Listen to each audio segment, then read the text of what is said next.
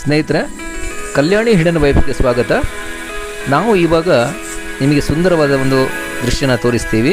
ಇವಾಗ ನಾವು ನಡ್ಕೊಂಡು ಹೋಗುವಂಥ ಜಾಗ ಇದು ಜಾನಕಿ ಜೂಲ ಅಂತೇಳಿ. ಇದು ಹ್ಯಾಂಗಿಂಗ್ ಬ್ರಿಡ್ಜು. ಆ್ಯಕ್ಚುಲಿ ಇದು ಮೊದಲು ಇರಲಿಲ್ಲ, ಲಕ್ಷ್ಮಣ ಜೂಲ ಮತ್ತು ರಾಮ್ ಜೂಲ ಮಾತ್ರ ಇದ್ದಿದ್ದು. ಈಗ ಲಕ್ಷ್ಮಣ ಜೂಲ ಸ್ವಲ್ಪ ದುರಸ್ತಿಯಲ್ಲಿದೆ. ಹಾಗಾಗಿ ಏನಂತೇಳಿದರೆ ಹೊಸದಾಗಿ ಇದೀಗ ಕಟ್ಟಿರುವಂಥ ಜಾನಕಿ ಜೂಲ ಅಂಥೇಳಿ ಇದರ ಮುಖಾಂತರವಾಗಿ ಜನಗಳಿಗೆ ಹಾದು ಹೋಗೋದಕ್ಕೆ ಒಂದು ವ್ಯವಸ್ಥೆ ಇದೆ. ಇದರಲ್ಲಿ ಹೇಗೆ ಅಂತೇಳಿದರೆ, ನಾವು ಮಧ್ಯಭಾಗದಿಂದ ಎಲ್ಲ ಜನಗಳು ಹೋಗ್ತಾ ಇರ್ತಾರೆ ಹಾಗೂ ಬರ್ತಾ ಇರ್ತಾರೆ. 3 ಪಂಗಡಗಳಾಗಿ 3 ವಿಭಾಗಗಳಾಗಿ ಮಾಡಿದ್ದಾರೆ.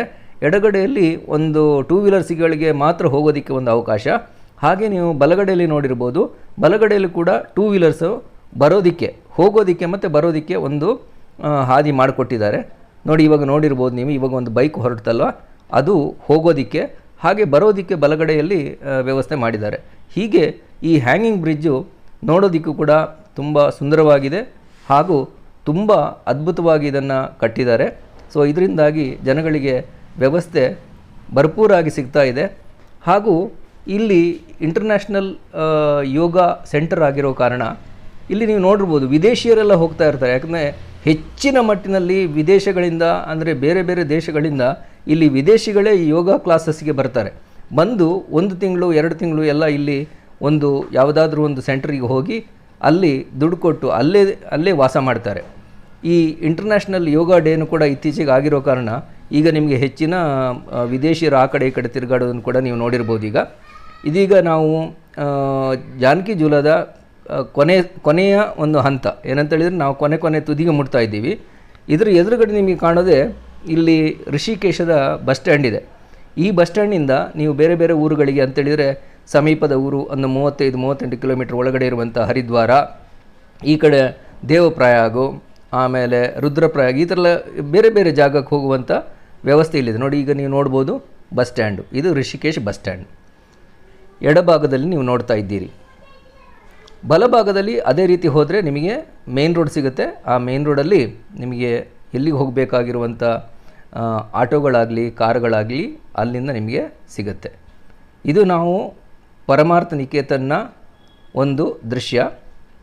ಸುಡು ಬಿಸಿಲಲ್ಲಿ ಬಂದವರಿಗೆ ತಂಪನ್ನೀಯುವ ತಾಣ. ಇದು ಒಂದು ಸುಂದರವಾದ ಗಾರ್ಡನ್. ಪರಮಾರ್ಥ ನಿಕೇತನ್ ಒಳಗಡೆ ಇದನ್ನು ನೀವು ಕಾಣ್ಬೋದು. ಸರ್ವೇ ಜನಾಃ ಸುಖಿನೋ ಭವಂತು. ಈ ಇಂಟರ್ನ್ಯಾಷನಲ್ ಯೋಗ ಡೇಯಲ್ಲಿ ಹೆಚ್ಚಾಗಿ ಆರೋಗ್ಯದ ಬಗ್ಗೆ ಹಾಗೂ ಸ್ಪಿರಿಚುವಲ್ ಹಿಡಿತ ಅಂತೇಳಿದರೆ, ನಮ್ಮ ಆಧ್ಯಾತ್ಮದ ಬಗ್ಗೆ ಚಿಂತನೆ ಹಾಗೂ ಆಧ್ಯಾತ್ಮದ ಬಗ್ಗೆ ಹೆಚ್ಚಿನ ಗಮನ ಕೊಡುವಂತೆ ಹಾಗೂ ಅದರ ಮೇಲೆ ಮನಸ್ಸನ್ನು ಹೇಗೆ ಕೇಂದ್ರೀಕರಿಸಬೇಕು ಎನ್ನುವುದರ ಬಗ್ಗೆ ಹೆಚ್ಚಾಗಿ ವಿವರಣೆಗಳು ಹಾಗೂ ಭಾಷಣಗಳನ್ನು ಇತ್ತ ಹಲವು ಮಹನೀಯರ ಫೋಟೋ ಇದು ಇಂಟರ್ನ್ಯಾಷನಲ್ ಯೋಗ ಡೇ ಬಗ್ಗೆ ತಿಳಿಸಿದ್ದಾರೆ. ಪರಮಾರ್ಥ ನಿಕೇತನ್ನ ಎದುರುಗಡೆ ಪ್ರವೇಶ ದ್ವಾರ, ಹಾಗೆ ಒಳಗಡೆ ಹೋದಾಗೇ ಅಲ್ಲಿ ಹೆಚ್ಚಿನ ಒಂದು ಸೌಂದರ್ಯಪೂರ್ವಕವಾದ ತಾಣ ಅನ್ಬೋದು. ಸುಂದರ ರಮಣೀಯ ತಪೋವನ. ಯಾಕಂತೇಳಿದರೆ ಇಲ್ಲಿ ಪ್ರತಿಯೊಂದು ಎಡಗಡೆ ಹಾಗೂ ಬಲಗಡೆ ದೇವರ ಗುಡಿಗಳನ್ನು ನಿರ್ಮಾಣ ಮಾಡಿದ್ದಾರೆ, ದೇವರ ಮೂರ್ತಿಯನ್ನಿಟ್ಟಿದ್ದಾರೆ. ಹಾಗೆ ಮುಂದಕ್ಕೆ ಹೋದಾಗ ಇಂಟರ್ನ್ಯಾಷನಲ್ ಯೋಗ ಡೇಯಲ್ಲಿ ಹೇಗೆ ಯಾವುದನ್ನೆಲ್ಲ ಎಷ್ಟರ ಮಟ್ಟಿಗೆ ಹೆಚ್ಚಿನ ತಯಾರಿ ಮಾಡಿಕೊಂಡಿದ್ರು ಅದರ ಬಗ್ಗೆನೂ ನಾವು ನೋಡ್ಬೋದು.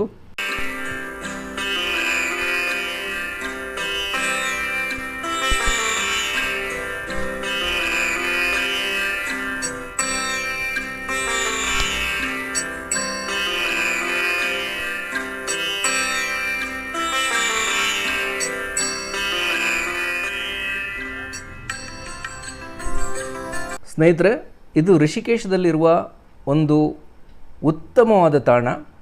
ಇದು ಪರಮಪೂಜ್ಯ ಶ್ರೀ ಚಿದಾನಂದ ಸ್ವಾಮೀಜಿಗಳ ಆಶ್ರಮ.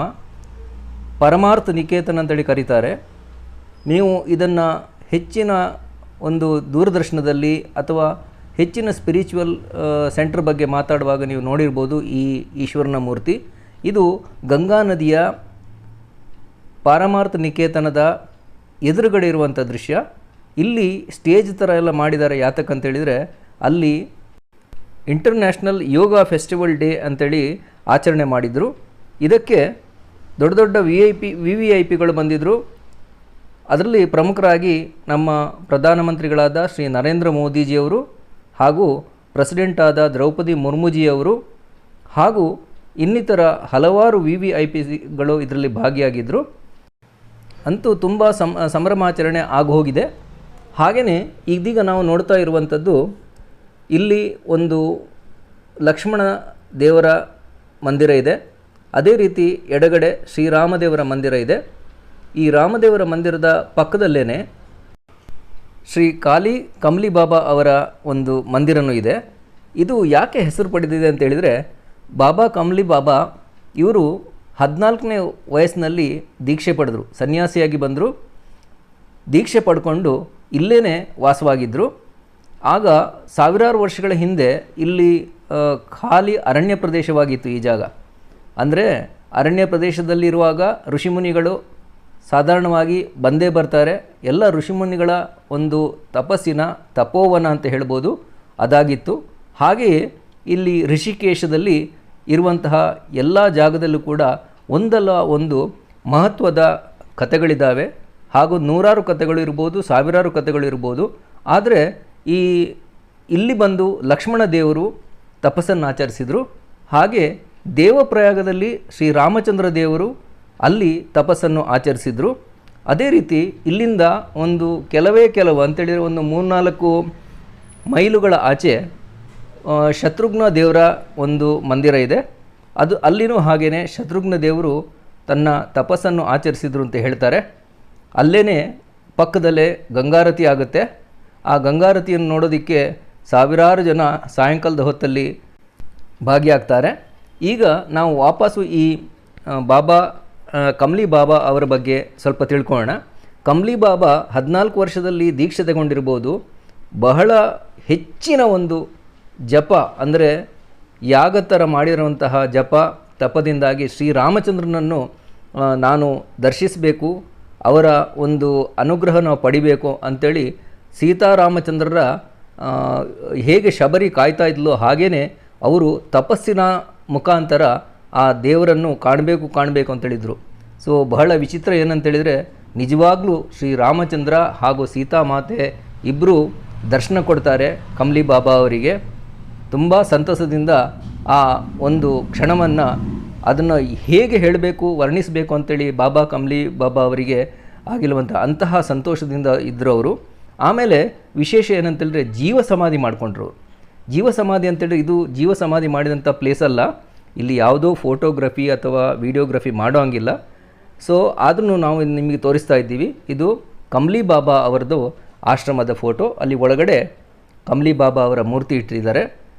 ಅವರು ಜೀವ ಸಮಾಧಿ ಆಗಿದ್ದಾಗ ಅದು ಇಲ್ಲಿಂದ ತುಂಬ ದೂರದಲ್ಲಿ ಅರಣ್ಯ ಪ್ರದೇಶದಲ್ಲಿ ಅವರು ಜೀವ ಸಮಾಧಿ ಆಗ್ತಾರೆ.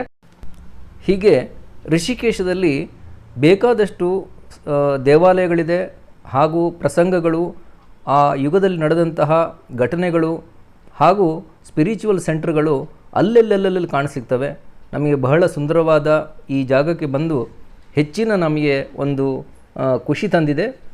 ನಮ್ಮ ಎಲ್ಲ ವಿಡಿಯೋಗಳನ್ನು ನೀವು ವೀಕ್ಷಿಸಬೇಕು ಅಂತೇಳಿ ವಿನಂತಿಸ್ಕೊಳ್ತೀನಿ. ನಮ್ಮ ವಿಡಿಯೋಗಳನ್ನು ಲೈಕ್ ಮಾಡಿ, ಶೇರ್ ಮಾಡಿ ಹಾಗೂ ಸಬ್ಸ್ಕ್ರೈಬ್ ಮಾಡಿ.